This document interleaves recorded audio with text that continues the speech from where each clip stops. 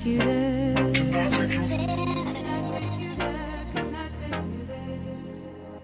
Halo, assalamualaikum warahmatullahi wabarakatuh. Perkenalkan, nama saya Fidlara Bagis Putri Alfidisia. Di sini saya akan menjelaskan ke kalian tentang politik nasional. Nah, di dalam penjelasan kita kali ini, saya akan menjelaskan tentang 4 hal. Yang pertama ada apa sih pengertian politik nasional? Yang kedua lalu ada dasar penyusunan politik nasional. Nah, lalu yang ketiga ada stratifikasi nasional dan yang terakhir nih ada implementasi nasional. Nah, yang pertama di sini saya akan menjelaskan tentang pengertian politik dan politik nasional. Jadi, politik itu dalam bahasa Yunani memiliki arti satu kesatuan masyarakat yang berdiri sendiri. Namun dalam bahasa Indonesia memiliki arti kepentingan umum warga negara.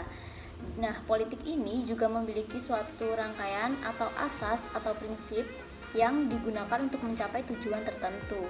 Jadi, politik ini membicarakan tentang hal-hal yang berkaitan dengan kebijakan negara, kekuasaan, atau pengambilan keputusan, dan distribusi atau alokasi sumber daya.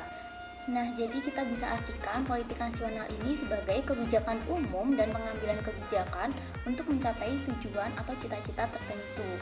Jadi dengan demikian, definisi politik nasional ini adalah asas atau usaha serta kebijakan negara tentang pembinaan seperti perencanaan, pengambilan keputusan, pemeliharaan, pengendalian, serta penggunaan kekuatan nasional untuk mencapai tujuan nasional.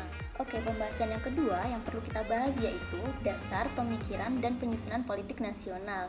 Apa sih itu? Jadi penyusunan politik nasional perlu kita pahami bahwa politik nasional ini berlandaskan dari ideologi Pancasila, Undang-Undang Dasar 1945, wawasan Nusantara, dan juga ketahanan nasional.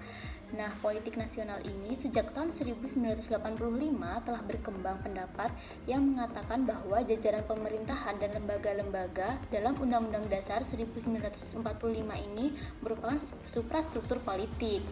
Nah, lembaga-lembaga itu apa aja sih? Jadi lembaga-lembaga itu ada MPR, ada DPR, ada juga Presiden, DPA, BPK. Nah, suprastruktur dan infrastruktur politik harus dapat bekerja sama dan memiliki kekuatan yang seimbang. Mekanisme penyusunan politik nasional di tingkat suprastruktur politik diatur oleh Presiden dan juga MPR. Sedangkan proses penyusunan politik nasional di tingkat infrastruktur dapat dilakukan oleh Presiden setelah menerima GBHN.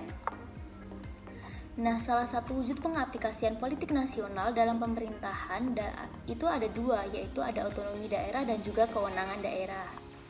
Nah, kita sudah sampai ke pokok pembahasan yang ketiga nih. Jadi, pokok pembahasan yang ketiga ini adalah stratifikasi politik nasional.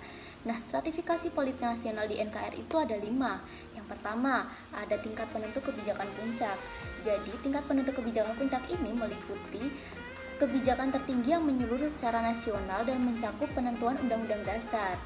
Jadi, kebijakan ini menitik beratkan pada masalah makropolitik bangsa dan negara untuk merumuskan idaman nasional berdasarkan falsafah Pancasila dan juga Undang-Undang Dasar 1945.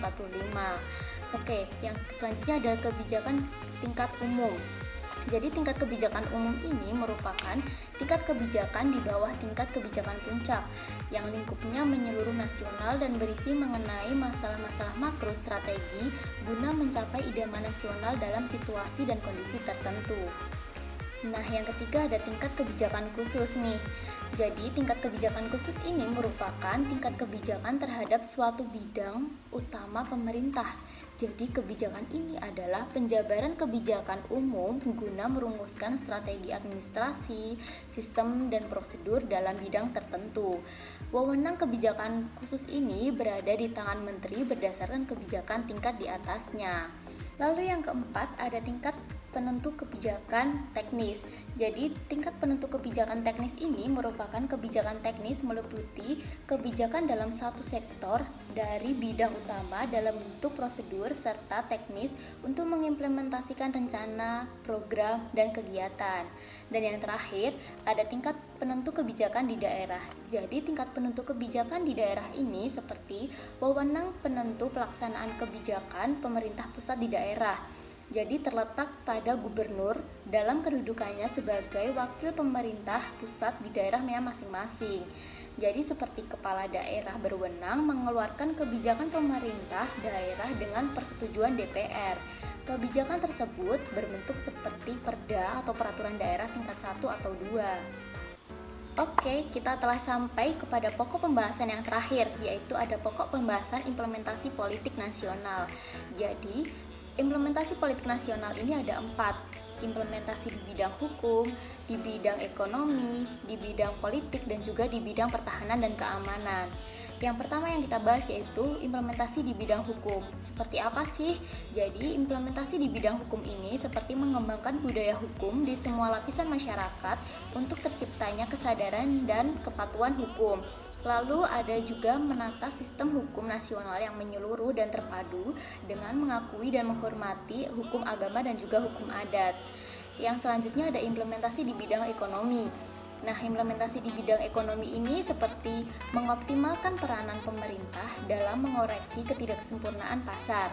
Yang kedua, ada mengupayakan kehidupan yang layak berdasarkan atas kemanusiaan yang adil bagi masyarakat.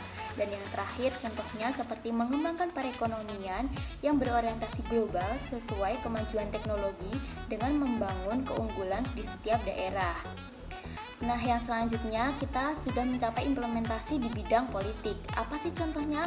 Jadi contoh implementasi di bidang politik ini seperti menyempurnakan Undang-Undang Dasar 1945, memperkuat keberadaan dan kelangsungan NKRI yang bertumpu pada Kebinekaan Tunggal Ika. Lalu yang selanjutnya ada meningkatkan kemandirian partai politik. Lalu juga ada meningkatkan peran MPR, dan yang terakhir mengembangkan sistem politik nasional yang berkedudukan rakyat demokratis dan terbuka. Nah, implementasi yang terakhir ini ada implementasi di bidang pertahanan dan keamanan. Jadi, contohnya seperti menata tatanan negara Indonesia sesuai paradigma baru secara konsisten. Yang kedua ada mengembangkan kemampuan sistem pertahanan dan keamanan rakyat semesta.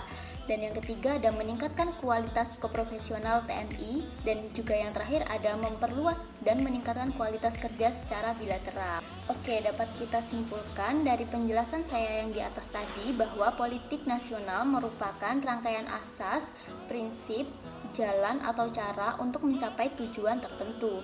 Nah, politik nasional memiliki hubungan yang erat dengan pengembangan nasional nih, karena dapat menentukan prioritas dan pemerataan pembangunan yang damai, aman, adil, dan demokrasi. Nah, keseluruhan semangat, arah, dan gerak pembangunan nasional ini dilaksanakan sebagai pengalaman semua sila Pancasila secara serasi dan sebagai kesatuan yang utuh. Jadi, politik nasional perlu dilaksanakan di semua bidang. Hal ini untuk memajukan seluruh aspek kehidupan khususnya di Indonesia. Nah, segitu dulu nih penjelasan tentang politik nasional dari saya. Saya pamit undur diri. Wassalamualaikum warahmatullahi wabarakatuh. Sampai jumpa.